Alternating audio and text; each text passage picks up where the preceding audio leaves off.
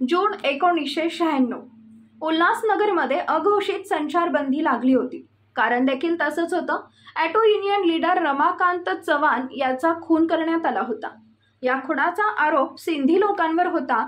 तेच सिंधी लोक ज्यांनी उल्हासनगरची स्थापना केली. मराठी लोक आणि सिंधी लोक अशी दुफळीच निर्माण झाली होती. शिवसेना असताना मराठी लोकांच्या नादाला लागण्याचं धाडस करणं हा मूर्खपणा होता. तरी एक वेगळं गँग वॉर इथं निर्माण झालं होतं. खून होऊन 3 दिवस झाले होते. कोणत्याही क्षणी दंगल भडकू शकतं असं वातावरण होतं. याच शांततेत मराठी बहुसंख्य असणाऱ्या एका भागात 6.5 फूट उंचीचा एक व्यक्ती ओपन जिम मधून घुसतो. नुसता घुसत नाही तर एका चौकात जीप उभा करून आपल्या हातातल्या पिस्तुलाने आकाशात 3 वेळा फायरिंग करतो. त्याच हिमतीने तो मराठी एरियातून बच्चनसारखा बाहेर पडतो. तो काळ देखील बच्चनचा होता आणि सिंधी लोकांना त्याच घटनेतून त्यांचा बच्चन मिळाला होता. त्याचं नाव सुरेश बहादुरमल कलानी अर्थात पप्पू कलानी.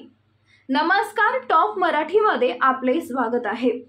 पप्पू कलानी हे त्याचं नाव, ज्याच्यावर डझनहून अधिक खुनाचे आरोप करण्यात आले. एकाही खुनाचा त्याचा थेट समावेश असल्याचा आरोप सिद्ध झाला नाही, पण खुनाच्या कटात त्याचा समावेश होता हे सिद्ध झालं. त्यामुळे त्याला आजन्म कारावासाची शिक्षा देण्यात आली. कधी शरद पवारांसोबत त्याचे संबंध असल्याचे आरोप झाले, तर कधी व्हाईट कॉलर डॉन म्हणून त्याला मुजरा घालण्याचे उद्योग देखील झाले. पण अनेकांना प्रश्न पडतो, पप्पू कलानी कोण? सुरेश बहादुरमल कलानी अर्थात पप्पू कलानी हा काही सर्वसामान्य गरीब घरातून आलेला नव्हता. सिनेमातला बच्चन जसा अन्यायाच्या विरोधात आवाज उठवत हिरो होतो, तसाही इतिहास नव्हता. पप्पू कलानीचे वडिलांचा दारूचा मोठा व्यवसाय होता. त्याचे चुलते धुनीचंद कलानी हे काँग्रेसचे नेते होते. अशाच श्रीमंतीच्या वातावरणातून गुंडगिरीकडे वळलेला तरुण म्हणजे पप्पू कलानी. उल्हासनगर मधला संघर्ष हा सत्तेचा होता. भारत स्वतंत्र झाल्यानंतर पाकिस्तानातून आलेला 1 लाख निर्वासित लोकांना उल्हास नदीच्या काठावर आश्रय देण्यात आला. शरणार्थीपासून हा प्रवास यूएस ब्रँड निर्माण करण्यापर्यंत पोहोचला. व्यापाराला आणि मागोमाग प्रतिष्ठा आली, त्या मागोमाग सत्ता आली आणि पॉवरचा खेळ सुरू झाला. साल होतं 1983चं. ब्लिट्सचे उपसंपादक एन नारायण यांची विठ्ठलवाडी स्टेशनवर चाकूने भोसकून हत्या करण्यात आली. ब्लिट्स त्या काळात हिट होते. एन नारायण यांनी मासिकातून उल्हासनगरच्या वाढत्या गँग वॉरवर लिहिण्यास सुरुवात केली होती. त्यातूनच त्यांना धमक्या मिळत होत्या. यापूर्वी देखील त्यांच्यावर हल्ला करण्यात आला होता.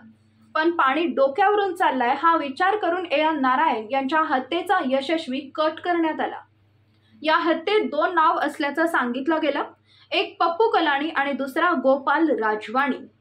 गोपाल राजवाणी आणि पप्पू कलानी यांची दोस्ती फक्त वाटा घेण्यापुरती मर्यादित होती. नारायण यांच्या खुनाच्या आरोपात त्यांना अटक झाली, पण लगेच सुटका देखील करण्यात आली.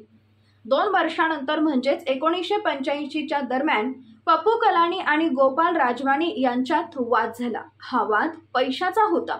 वाद इतक्या टोकाला गेला की पप्पू कलानी याने गोपाल राजवाणी याला नारायण यांच्या खुनाच्या आरोपात अटक घडवून आणल्याचं सांगितलं गेलं.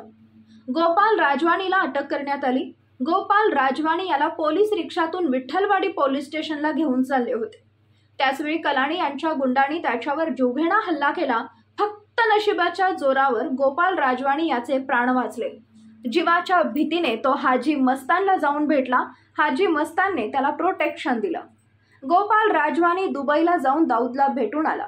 कलानीच्या भीतीने त्याने उल्हासनगर कायमचं सोडलं. इकडे पप्पू कलानीची ताकद वाढत गेली होती. सिंधी लोकांना बच्चन अशी एक वेगळी ओळख त्याला मिळत गेली.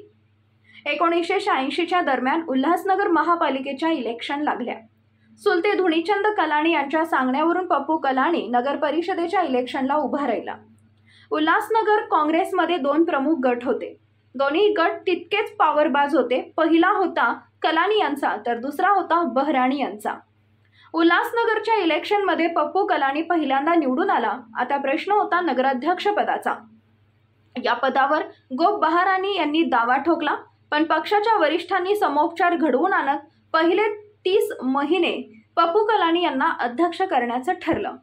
30 महिने उलटून गेले तरी पप्पू कलानी याने राजीनामा दिला नाही आणि इथेच बहरानी आणि कलानी यांच्यातील वॉरला सुरुवात झाली। त्याच काळात थेट गुंडगिरी करणाऱ्या 2 नव्या गँगची दहशत उल्हासनगरमध्ये सुरू झाली होती। पहिली गँग होती चिमन तेजवानी यांची, जो कलानी यांच्यासाठी काम करायचा, तर दुसरी गँग होती गोविंद वचानी यांची, जो बहरानी यांच्यासाठी काम करायचा। पप्पू कलानी पद सोडायला तयार नव्हता। काँग्रेसचे जिल्हाध्यक्ष धुनीचंद कलानी जोपर्यंत आहेत तोपर्यंत बहरानी कुटुंबाकडे सत्ता येण्याचे कोणतेच चान्स नव्हते। दोन्हीकडे तणाव होता। अखेर 1989 साली विधानसभेच्या निवडणुकीपूर्वी 1 वर्ष अगोदर धुनीचंद कलानी यांची हत्या झाली।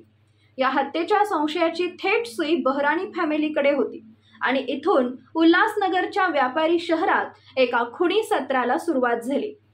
1989 नंतरच्या एका वर्षात उल्हासनगरमध्ये 22 खून पडले। रस्त्यावर आणि चौकात दिवसा ढवळ्या हे खून होत असत। या खुनाचा थेट संबंध पप्पू कलानी सोबत जोडला जात असे। अखेर बहरानी यांची हत्या करून याचा शेवट करण्यात आला।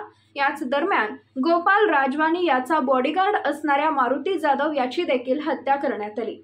मारुती जाधव याने मृत्यूपूर्वी जबाब दिला होता। त्यात तो म्हणाला, पप्पू कलानीच्या माणसांनी नाही तर त्याच्यावर स्वतः पप्पू कलानी याने हल्ला केलाय, एकदम 1 to 1। 1990 साली महाराष्ट्र विधानसभेच्या इलेक्शन झाल्या आणि त्यात पप्पू कलानी निवडून आला। पप्पू कलानी आमदार झाला होता। त्याच्या इलेक्शन दरम्यान बोगस मतं टाकण्यात आल्याचं सांगण्यात आलं होतं। 27 फेब्रुवारी 1990 या मतदाना दिवशी कलानीच्या माणसांना बोगस मतदान करताना भटेजा बंधूंनी पकडलं होतं।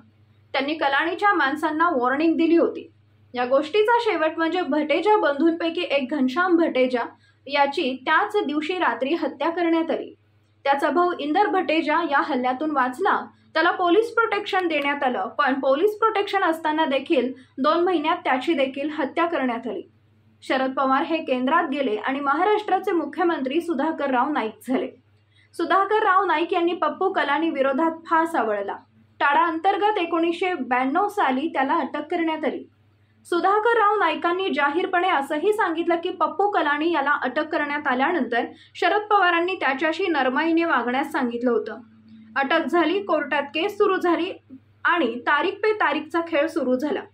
2002 साली पप्पू कलानीची जामिनावर सुटका करण्यात आली। या दरम्यान पप्पू कलानी 1995 आणि 1999 साली प्रचंड बहुमतांनी निवडून आला। प्रचार न करता, लोकांना न भेटता तो निवडून येत होता। त्याला विचारलं तर तो सांगायचा, लोकांना माझं काम चांगलंच माहीत आहे। अखेर 2009 साली एकदाच आणि शेवटचा त्याचा पराभव झाला। भाजपच्या उमेदवाराने फक्त 7,500च्या मतांनी त्याचा पराभव केला। झालेल्या पराभवातून सावरून पप्पू कलानी पुन्हा लोकांना भेटू लागला। आपली सत्ता आपल्या ताब्यात ठेवण्याचा प्रयत्न करू लागला।